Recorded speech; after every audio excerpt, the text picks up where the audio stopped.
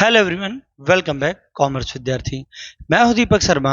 आज के इस वीडियो के अंदर हम लोग बात करने वाले sir Indian economic development chapter के बारे में। देखो, industrial sector at the eve of independence. देखो, एग्रीकल्चर को तो ब्रिटिशर ने बर्बाद किया, प्रीवियस मैंने आपको बताया। लेकिन उसके साथ ही साथ इन्होंने सबसे बड़ा काम जो किया, उन्होंने फोल्ड किया एग्रीकल्चर सेक्टर को। एग्रीकल्चर सेक्टर को समेट भी दिया, बर्बाद भी कर दिया।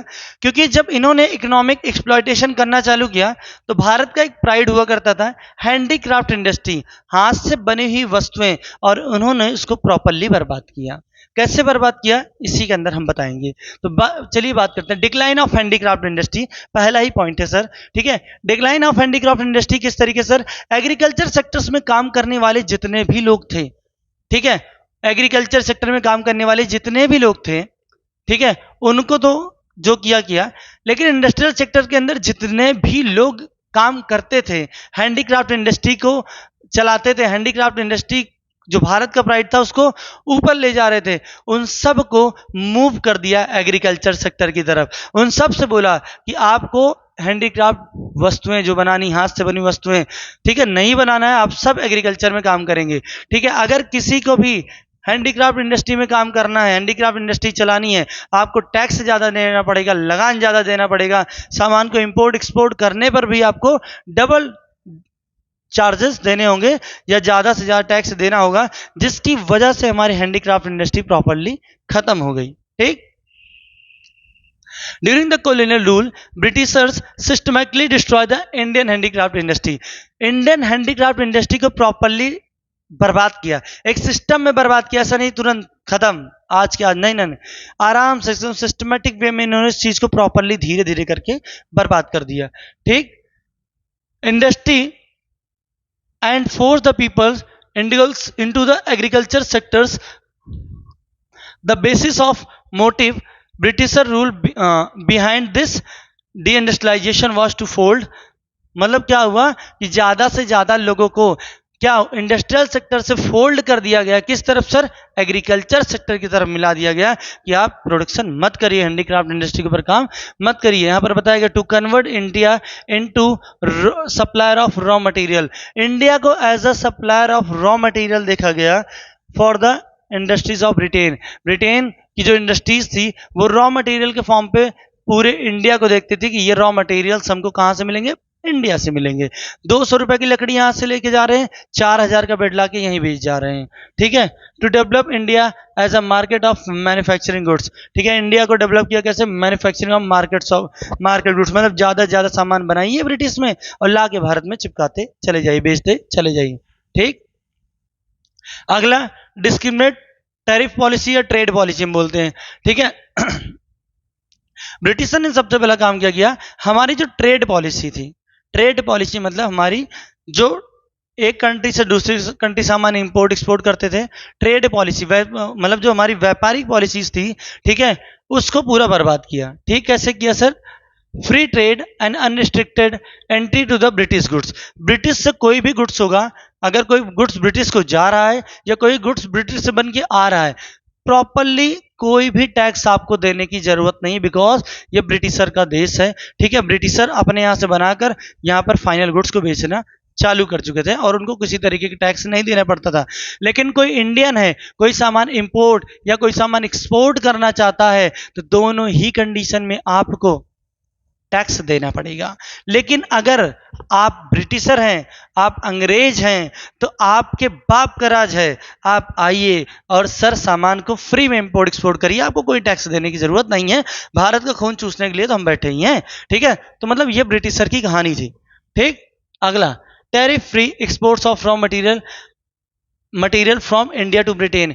इंडिया से ब्रिटेन कोई भी सामान एक्सपोर्ट्स होगा, किसी भी तरीके का टैक्स देने की जरूरत नहीं थी ब्रिटिशर को, ठीक। Heavy duty was placed on exports of Indian handicraft products, due to which Indian handicraft industry start losing and pride and place, ठीक है।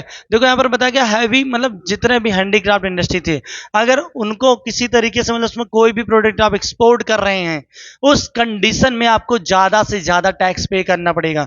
मतलब आप बाहर नहीं भेज सकते हैं, क्योंकि इंडिया का प्राइड था। उस प्राइड को खत्म करने के लिए कुछ इस तरीके की चाल ब्रिटिशर ने चली। Competition from machine made product अगला पॉइंट है, competition for machine made product. ये competition for machine made product क्या होता है सर? हमारा जो सामना कराया गया है, हम हाथों से कपड़े बुनते थे, हाथों से कपड़े बनाते थे, लेकिन हमारा कंपटीशन किससे था? मशीन मेड प्रोडक्ट से। ठीक है, मतलब हम एक कपड़े बुनने में हमको 1 दिन 2 दिन का टाइम लग रहा है, लेकिन मशीन हर 1 घंटे में 10,000 यूनिट का प्रोडक्शन करके दे रही थी। तो हमारा कंपटीशन वो मशीन मेड प्रोडक्ट से, और जब मशीन मेड प्रोडक्ट से सामान मिलना स्टार्ट हुआ तो सामान सस्ते हुआ करते थे और लोग ज़्यादा लाइक करते थे और उसको जल्दी जल्दी खरीदते थे, क्योंकि हाथ से बने हुए सामान में पैटर्न चेंज करने में टाइम लगता था, बट मशीन मेड प्रोडक्ट में कोई भी टाइम नहीं लगता था।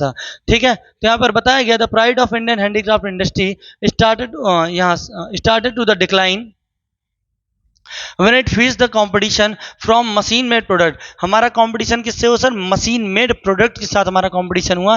As they are low cost and easily available, जो आसानी के साथ सामान अवेलेबल हो जाता था, कम पैसा लगता था, लोग इसलिए ज़्यादा, इंडिया के लोग उसी को ज़्यादा खरीदते थे। ठीक है, Indian craftsman are for behind the speed of machine. देखो जो इंडियन क्राफ्टमैन थे, जो बुनकर उनकर थे, वो मशीन से पीछे हो चुके थे, वो मशीन का कंपटीशन कर ही नहीं पा रहे थे, मशीन को वो झेल ही नहीं पा रहे थे। ठीक है, behind the speed of machine, hence only the alternatives available for the item and shut down the enterprises. ठीक है, अब आसानी से मशीन में प्रोडक्ट सामान अवेलेबल हो जा रहा था, इस वजह से जो इंडियन क्राफ्टमैन थे उन्होंने अपने शटर को डाउन कर लिया और वो किसी और सेक्टर में काम करने लगे। उनको पता चल गया कि अब इससे हम जीत नहीं सकते हैं। ठीक, हमारे पास इतना कैपिटल नहीं है कि हम इसको चला सकें। ठीक है, आगे बात करते हैं lack of capital goods industry. देखो दो तरीके की चीजें, लेबर इंसेंटिव टेक्निक होता है, कैपिटल इंसेंटिव टेक्निक होता है। तो यहाँ पर lack of capital goods industry, जो कैपिटल गुड्स इंडस्ट्री से उनको भी हम लगाने में असमर्थ हुआ करते थे। असमर्थ इन द सेंस कि हमारे पास इतना कैपिटल था ही नहीं कि हम नई नई इंडस्ट्रीज लगा सकें या उस इंडस्ट्री को आगे बढ़ा सकें। ठीक है, तो इसलिए हमारे लिए बहुत बड़ी प्रॉब्लम थी। ठीक, यहाँ पर लिखा capital goods industry refers to the industry which are capable of producing a machine tools. ठीक है, मतलब यहाँ पर जो कैपिटल गुड्स इंडस्ट्री थी, मशीन लगाने की हमारी क्षमता नहीं थी, हम कैपेबल ही नहीं थे। ठीक है, ड्यूरिंग द कॉलोनियल पीरियड। ठीक, change in pattern of demand, इस देखो मशीन मेड प्रोडक्ट से जो हमारा कंपटीशन हो तो change in pattern of demand. देखो बार बार क्या होता था ना, जैसे कि सलमान भाई हैं, फटी जीन्स पहन के आ गए, 2 बार ऐसे ऐसे करते हुए आ गए, तो मतलब वहां पर क्या है कि सलमान भाई ने जो पहना है वो सबको पहनना है। Change in pattern of demand, Salman भाई पहन के हर 15 दिन बाद नए ड्रेस आ रहे, तो लोगों की डिमांड बढ़ती जा रही है। नहीं, वो सलमान भाई ने वो टाइगर मूवी पहना था ना, वो मेरे को चाहिए। ठीक है, वो ठीक ये वाली जीन्स चाहिए, मतलब इस तरीके से लोग डिमांड करते, तो बार बार पैटर्न चेंज हो रहा था और जो हमारे क्राफ्टमैन थे उस चीज को फेस ही नहीं कर पा रहे थे। जब फेस नहीं कर पा रहे थे, मतलब काम ही नहीं कर पा रहे थे, तो भाई शटर तो डाउन होनी ही थी। ठीक है, the impact of British culture started to arise the public as the result a new class emerged in India which was taken to adopt western life style. लोगों ने इंडियन लाइफ स्टाइल को छोड़कर, ठीक है, इंडियन लाइफ स्टाइल को छोड़कर western life style के ऊपर फोकस काम करना चालू किया या पसंद करना चालू किया। This change pattern demand against the Indian product. देखो अब इंडियन के प्रोडक्ट जो थे, इंडियन क्राफ्टमैन आसानी के साथ बेचारे बहुत टाइम लेके बनाते थे, लेकिन यहाँ तो मशीन से बनना था। एक बार वी गले की टी शर्ट आ रही, एक बार गोल गले की आ रही, एक बार हाफ स्लीव आ रही, एक बार फुल स्लीव आ जा रही है, तो मतलब मशीन में एडजस्टेबल करके काम हो जा रहा था। लेकिन अब इनको तो चेंज करने में टाइम लगता था ना, इसलिए इनके साथ दिक्कत थी। ठीक, क्लियर है। अब बात करते हैं sir negative effect of railway के बारे में। बहरहाल